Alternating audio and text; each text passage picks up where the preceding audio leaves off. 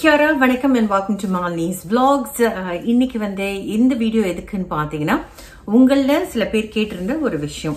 இந்த நியூசிலாந்து பார்லிமெண்ட்ல என்ன நடந்துச்சு அப்படின்றது வந்து நீங்க கேட்டிருந்தீங்க. உங்கள பல பேர் BBC, CNN, Al Jazeera மற்றும் சவுத் சைனா மார்னிங் போஸ்ட் போன்ற செய்தி தளங்கள்ல இத பத்தி பார்த்திருப்பீங்க, அந்த வீடியோ பார்த்திருப்பீங்க.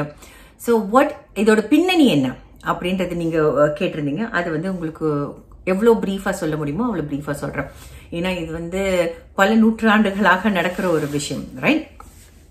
So just to give you a little bit of context, நீங்க பாத்தீங்கன்னா நியூசிலாந்து அப்படின்றது வந்து நாங்க அவுட்டியரோவா அப்படின்னு சொல்லுவோம். அவுட்டியரோவா அப்படின்னு சொல்லும் போது இது தெரியும் மௌரி. முதல்ல இந்த நாட்டுல வாழ்ந்தவங்க வந்து the Maori people, right? அவங்களை வந்து Tangata Whenua சொல்லுவாங்க, அதாவது இந்த மண்ணின் மைந்தர்கள் அப்படின்னு சொல்லுவாங்க, ரைட்?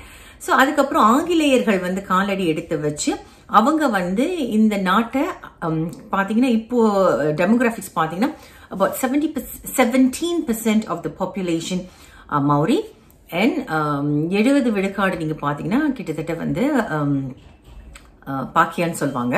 பாக்கியானா வெள்ளக்காரங்க இருக்கிறாங்க. இதுல வந்து என்னன்னு பாத்தீங்கன்னா 1840s வந்து ஒரு ட்ரீட்டி சைன் பண்ணியிருக்காங்க, ஒரு ஒப்பந்தம். இந்த ஒப்பந்தம் என்னன்றது பாத்தீங்கன்னா ஆங்கிலேயர்கள் வந்து அந்த ஒப்பந்தத்தை ஆங்கிலத்தில் எழுதியிருக்காங்க. அந்த காலத்துல மௌரிகளுக்கு வந்து ஆங்கிலம் புரியறதுக்கு வாய்ப்பு கிடையாது. அவங்க பேசுற மொழி வந்து தெரியும். மௌரிக்கு அவங்களுக்கு வந்து தெரியும்ல வந்து டிரான்ஸ்லேட் பண்ண விஷயங்கள் வேற, எழுதப்பட்ட விஷயங்கள் வேற. இந்த ட்ரீட்டில என்னன்னு பாத்தீங்கன்னா மௌரிக்கும் பாக்கியாக்கும், அதாவது வெள்ளக்காரங்களுக்கும் இடையிலான அந்த ஒப்பந்தம். இதில் வந்து நிறைய நேரங்கள்ல சொல்லப்படுறது என்னன்னா மௌரி இனத்தவர்களுக்கு வந்து இது பாதகமாகத்தான் இருக்குது, ஆங்கிலேயர்களுக்கு வந்து இது வந்து இன்னும் வந்து சாதகமாக அமைஞ்சதுன்றதுதான் பெரும்பாலான பேச்சு. இதுல இப்ப என்ன பூகம்பம், இப்ப என்ன பிரச்சனை அப்படின்னு பாத்தீங்கன்னா இந்த ட்ரீட்டியை மாத்தி டேவிட் சீமோ அப்படின்ற ஒரு பாலிட்டிஷியன் அவர் என்ன சொல்றாருன்னா இந்த ட்ரீட்டியை மாத்தி நம்ம வந்து சமத்துவம் கொண்டு வரணும், எல்லாருக்கும் ஈக்குவாலிட்டி கொடுக்கணும். So Maori and Labour Party நீங்க பாத்தீங்கன்னா இந்த coalition with the Maori party Maori அவங்க வந்து என்ன சொல்றாங்கன்னா இது வந்து ஈக்குவாலிட்டியை விட ஈக்விட்டி ரொம்ப முக்கியம். ஃபார் எக்ஸாம்பிள் இது எப்படி விளக்குறதுன்னா ஒரு ஃபென்ஸ் இருக்குன்னு வச்சுக்கோங்க. இந்த ஃபென்ஸ்ல இருந்து எட்டி பாக்குறாங்க, ஒரு ஃபுட்பால் கேம் பாக்குற போறாங்க, 3 குழந்தைங்க நிக்கிறாங்க. ஒரு குழந்தை ரியலி டால், அவங்க தலை வந்து இங்க இருக்குன்னு வச்சுக்கோங்க. இன்னொரு குழந்தை வந்து இங்க இருக்குது, ஓகே, தலை வந்து இப்படி இருக்குது. இன்னொரு குழந்தை வந்து பார்க்கவே முடியாதபடிக்கு ஃபென்ஸ்க்கு கீழே இருக்குது.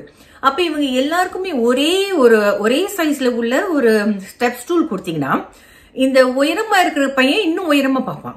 இந்த நடுவுல இப்படி கொஞ்சம் மட்டும் எட்டி பாக்குற பையனுக்கு கொஞ்சம் ஓரளவுக்கு தெரியும்.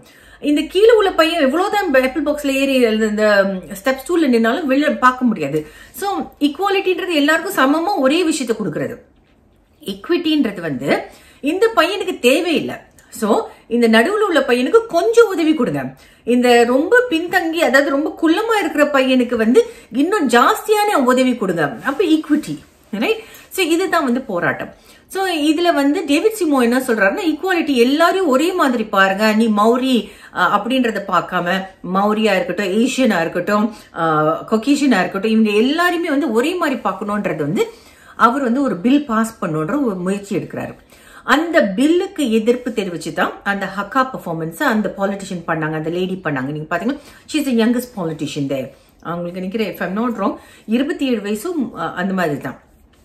அவங்க வந்து மௌரி, அவங்க வந்து சொல்றாங்க she performs the ஹக்கா. அந்த ஹக்கா பெர்ஃபார்ம் பண்ணும்போது அந்த கூட இருக்கிறவங்க மற்ற மௌரி இனத்தவர்களும் அதை சேர்ந்து பெர்ஃபார்ம் பண்றாங்க. ஹக்கான்றது வந்து வாக் கிராய் சொல்லுவாங்க. சோ நீங்க பாத்தீங்கன்னா நம்மளோட மேட்சஸ்ல எல்லாம் நீங்க பாத்துருக்கலாம், அந்த ஹக்கா பெர்ஃபார்ம் பண்ணி தான் அவங்க வந்து மேட்ச் ஆரம்பிப்பாங்க. அது வந்து I don't know whether they do it in cricket, ரக்பில எல்லாம் பண்ணுவாங்க. So they are saying that இது வந்து இப்ப நீங்க பாஸ் பண்ற பில் பாஸ் பண்ணணும்னு சொல்றீங்க, இது ஏற்புடையதில்லை. இந்த பில் வந்து இப்ப பாஸ் பண்றதுக்கு வாய்ப்புகள் இல்லைன்றது என்னோட அபிப்பிராயம். Maybe in future they might continue to talk about it. So இதுல வந்து நிறைய விஷயங்கள் இருக்குதுங்க. இப்ப சரி வந்து ஈக்விட்டின்னு சொல்றோம், ஆனா மருத்துவ சேவை அப்படின்னு வரும்போது யாருக்கு அதிகமாக அந்த மருத்துவ சிகிச்சை தேவைப்படுதோ அவங்களுக்கு முன்னுரிமை கொடுக்கணுமே. ஏன் வந்து இனத்தின்படி நீங்க வந்து முன்னுரிமை கொடுக்குறீங்க அப்படின்றது. சோ இது வந்து சரியும் கிடையாது. ஒரு பாலிட்டிஷியன் அப்படின்னு சொல்றவங்களோட வாழ்க்கை வந்து சாதாரண வாழ்க்கை கிடையாது. அவங்க வந்து எல்லாரையும் வந்து ப்ளீஸ் பண்ண முடியாது. So they have to choose யாரை ப்ளீஸ் பண்ண போறோம் அப்படின்றது தான் ஒரு விஷயமாக இருக்குது. ஸோ அந்த ஹக்கா வந்து நீங்க பார்த்தீங்கன்னா அவங்க என்ன பண்ணாங்கன்னா இந்த வோக்ராய் இது வந்து பண்ணது வந்து அதுக்கு எதிர்ப்பு தெரிவிக்கும் வண்ணம் அந்த ஹக்காவை பெர்ஃபார்ம் பண்ணாங்க. ஆனா அது வந்து வயலண்ட் கிடையாது. அவங்க வந்து அந்த பாடல்கள் பாடி நீங்க பாத்தீங்கன்னா கணீர் குரலுங்க, அவங்க எல்லாருமே செமத்தியா பாடுவாங்க. ஸோ அவங்க பாடும்போது இந்த ஸ்பீக்கர் வந்து சஸ்பென்ஸ் பார்லிமெண்ட் இது வந்து டிஸ்ட்ரப்டிவா இருக்குன்னு நிறுத்துறாரு. ஸோ இதுதான் நடந்திருக்குது. இந்த பில் இப்ப பாஸ் பண்ணுவாங்களா அப்படின்னு கேட்டீங்கன்னா இல்ல, வாய்ப்பே கிடையாது அப்படின்றது என்னோட அபிப்பிராயம்.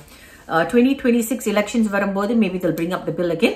So டேவிட் சீமோ சப்போர்ட் பண்றவங்க. ஸோ இதுக்கு வந்து டூ சைட்ஸ் த காயின், சமத்துவம் வேணும் அப்படின்னு சொல்றவங்களும் இருக்கிறாங்க. அப்புறம் பாத்தீங்கன்னா இல்ல இவங்களுக்கு வந்து இன்னும் முன்னுரிமை கொடுக்கணும்னு. ஸோ இதுல வந்து the lot of nuances, lot of dynamics. இப்ப பாத்தீங்கன்னா மௌரி இனத்தவர்கள் வந்து நிறைய பேர் வந்து பெனிஃபிட்ல இருக்காங்க, வெல்ஃபேர்ல இருக்காங்கன்ற மாதிரி சொல்றாங்க. அப்புறம் வந்து நீங்க பாத்தீங்கன்னா பிரிசன்ல வந்து அவங்களோட எண்ணிக்கை வந்து ஜாஸ்தி, ஒப்பு நோக்க மற்ற இனத்தவர்களோட பார்க்கும்போது அவங்களோட எண்ணிக்கை ஜாஸ்தியா இருக்குன்ற மாதிரி. பள்ளி படிப்பு அப்படின்னு பார்க்கும்போது இவங்க பின்தங்கி இருக்காங்களா, இந்த மாதிரி நிறைய விஷயங்கள், too many layers to explain. But basically என்ன நடக்குதுன்னா இந்த பில், அதாவது சம உரிமை அப்படின்றத விட யாருக்கு ரொம்ப உதவி தேவையோ அவங்களுக்கு இன்னும் அதிகமா உதவி பண்ணுங்கன்ற மாதிரி தான் அந்த கோரிக்கை. இந்த ட்ரீட்டி 1840ஆம் ஆண்டு அவங்க கையொப்பமிட்ட அந்த ட்ரீட்டியை வந்து நீங்க வந்து அதை பாதுகாப்பா வச்சுக்கணும், நீங்க அதுல மாற்றங்கள் இப்படி கொண்டு வரக்கூடாதுன்ற மாதிரியும், இந்த மாற்றங்கள் வந்து மௌரி இனத்தவருக்கு வந்து பாதகமாக அமையும்ன்றதாகவும் இப்ப பேச்சுவார்த்தைகள் நடந்துட்டு இருக்குது. அதுதான் வந்து அந்த பார்லிமெண்ட்ல நடந்த ஒரு விஷயம்.